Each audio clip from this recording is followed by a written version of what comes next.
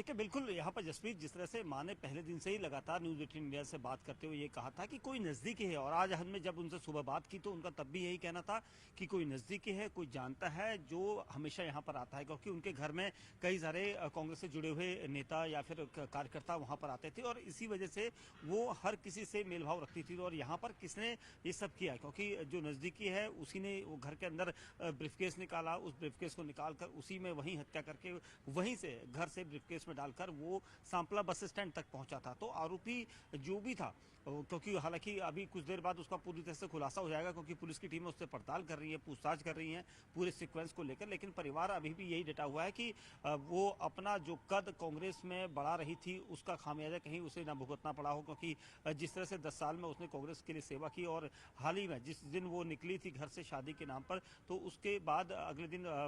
जो भूपेंद्र हुड्डा है उनका कार्यक्रम भी था, वहां पर भी उन्हें जाना था। लेकिन जिस तरह से हत्या हुई है उसके बाद अचानक वो गायब हुई, फोन गायब हुआ, ज्वेलरी उसकी गायब हुई, तो कहीं ना कहीं इसके पीछे काफी बड़ी साजिश होने लग रही है। ऐसा परिवार का ये कहना है कि सिर्फ वही हत्यारा नहीं, कोई और भी हो सकता है जो उससे ये सारी वजह चीजें करवा सकता है। तो फिलहाल पुलिस उसके हर बयान को ले रही है, जो आरोपी हमलावर पकड़ा गया है, क्योंकि उसने ये भी कहा है कि उसे ब्लैकमेल कर रही थी, ऐसा दावा उसकी तरफ से किया गया है। क्या पुलिस इस दावे की यहाँ पर पड़ताल करेगी, ये भी देखना होगा। साथ ही उसने ये भी कहा है कि वो काफी पहले से जानता है, दोस्ती है, बॉयफ्रेंड जैसे शब्दों का इस्तेमाल किया गया है, तो उसके बारे में भी पुलिस उससे पूछताछ कर रही है। जी